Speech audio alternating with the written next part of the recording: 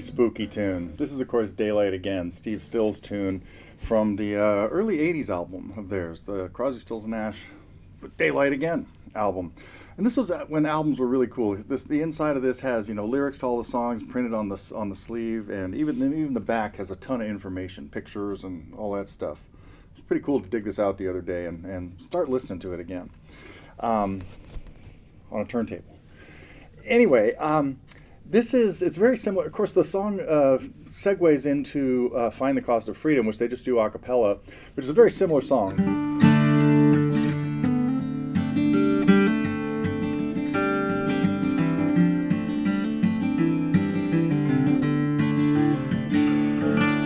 I already have a lesson on that one, but now we're doing the follow-up, kind of the follow-up to Daylight Again. I've had a lot of students interested in this lately, and that's kind of what sparked getting on this lesson. Similar to Find the Cost and lots of other, particularly Neil Young songs, Stills does a lot of songs in a D modal tuning or an E modal tuning, just depending on how high you want to tune your guitar. This one is in double drop D, so I just have two Ds here, which makes for a lot of easy fingerings. You don't need. Actually, none of these chords really have like even three fingers down. A couple do, but anyway, it does mean that we play the D chord, the standard D chord, with just two strings on, the second string and the third string, leaving the first string open all the time. Never.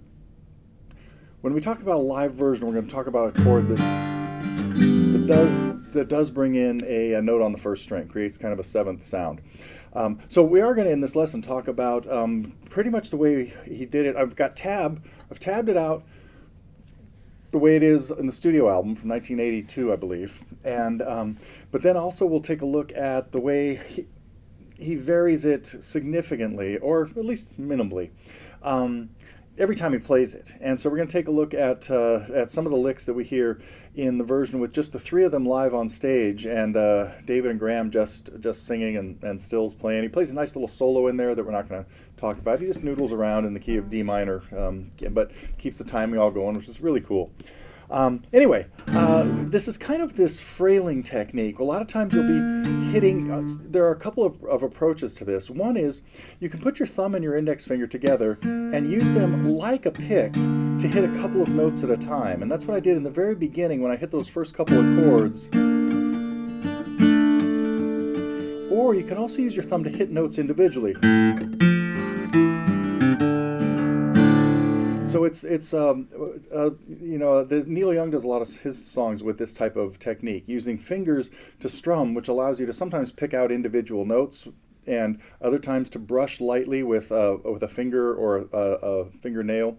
So anyway, I think that's all I want to tell you here. We'll start breaking this down in the next segment.